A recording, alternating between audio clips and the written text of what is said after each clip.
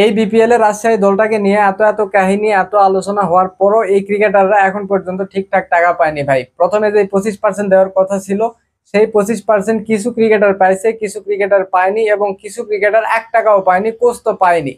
মানে পরবর্তীতে আবার যে টাকা দেওয়ার ডেট আছিল, সেই ডেটে মানে একদম লাস্ট পর্যায়ে একদম অতিরিক্ত হয়ে গেছে, এখন টাকা দেওয়াই লাগবে। সেই পর্যায়েও যে চেকটা দিছে সেই চেকও বাউন্স করছে। চিন্তা করেন, এই যে আমি রাজশাহী টিমের মালিক শফিক তাক পাগলা বলছিলাম, আমি তো পাগল না ভাই, পুরো একদম এই পাগলের চেয়ে উপরে। এক তো পাগলা কারোতে রাখা উচিত, এক রিহাবে রাখা উচিত। এর তো গন্ডারের চামড়া ভাই মানুষ। এই মানে কি একটা অবস্থা বলেন তো। আর বিসিবিও করতেছে কি, একটা টিম নিয়ে এত আলোচনা, এতদিন ধরে টানা সমস্যা চলতে আছে, সেই টিমের একটা ব্যবস্থা করতে পারতেছে না এখন পর্যন্ত। মানে কি একটা অবস্থা। এইটা বিপিএল, এরকম বিপিএল করার কোনো দরকার আছে? এই যে তারপর ঢাকার ভিতরে যে ক্রিকেটার গুলার বাড়ি, মানে রাজশাহী টিমে যেগুলো ক্রিকেটার খেলতেছে, তাদের মধ্যে যাদের বাড়ি ঢাকাতে তাদেরকে হোটেল থেকে বাসায় যেতে বলছে। এরকম একটা অবস্থা। চিন্তা করেন, এই এই পর্যায়ে থেকে আসলে ক্রিকেটটা খেলা যায়? এই বিপিএল আয়োজন করার কোনো দরকার ছিল? একদম কোনো দরকারই নাই ভাই। বিপিএল আয়োজন করারই দরকার নাই, বিপিএল এর নাম মুখে তোলারই দরকার নাই। বিপিএল করা হয় কি জন্য? ধরেন বাংলাদেশের যারা ভালো ক্রিকেটার আছে, নতুন নতুন ক্রিকেটার, তারা যাতে পারফর্ম করে, জাতীয় দলে ঢোকে, নতুন প্রতিভা আসে। এই জন্যই তো। এইখানে ভাই দরকার নাই। এনসিএল যেমনে করছিলেন, এই এনসিএল এর মতো করে বিপিএলটাও করেন, কোনো বিদেশি ক্রিকেটারের দরকার নাই। এইটা একটা ঘরোয়া টুর্নামেন্ট হবে। তাইলে ভাই এই যে মানে দেশের মধ্যে টাকা পয়সা নিয়ে এটা সেটা নিয়ে যত ঝামেলাই থাক, সব দেশের ভিতরে থাকবে, আমাদের সেটা ব্যক্তিগত ব্যাপার।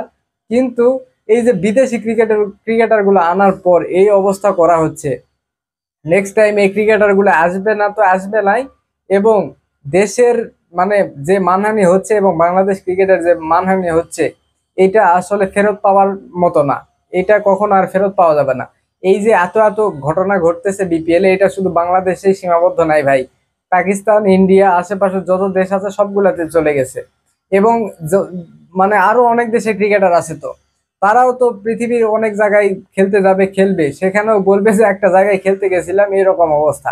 মানে মান সম্মান কই থাকে মানে বাংলাদেশ এত বছর ধরে ক্রিকেট খেলে, এত একটা ধনী বোর্ড, মানে যারা ক্রিকেট খেলে তাদের মধ্যে অন্যতম একটা ধনী ক্রিকেট বোর্ড, সেই ক্রিকেট বোর্ডের আন্ডারে চলা একটা বিপিএল এর অবস্থা এরকম হতে পারে, এইটা মানে যেগুলো প্লেয়ার খেলতে আসতেছে তারা নিজেরাও বোঝেনি।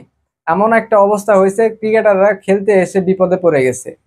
বিপদে পড়ে গেছে মানে আহ, মানে কি দরকার ছিল এই বিপিএল এর? দরকার নাই তো ভাই। এই যে ঘরোয়া ঘরোয়া ক্রিকেটে আপনারা মন দেন, ঘরোয়া ক্রিকেট আরো ভালো করেন। বাইরের কোনো ক্রিকেটার আনা লাগবে না, বিপিএলটাও ঘরোয়ার মতো করে চালান। নতুন ক্রিকেটার উঠে আসুক, নতুন ক্রিকেটার উঠে আসাই তো মেন আসলে ফোকাস থাকে বিপিএল এর। তো ওইভাবেও নতুন প্লেয়ার আনা যায়। দরকার নাই তো এরকম বিপিএল এর, কোনো প্রয়োজনই নাই। মানে চিন্তা করেন, এই যে মানে ক্রিকেট বোর্ডের প্রেসিডেন্ট সে আবার বলছে যে এবার এবার নাকি বিপিএল হচ্ছে মানে তৃতীয় পক্ষের হাতে দিবে।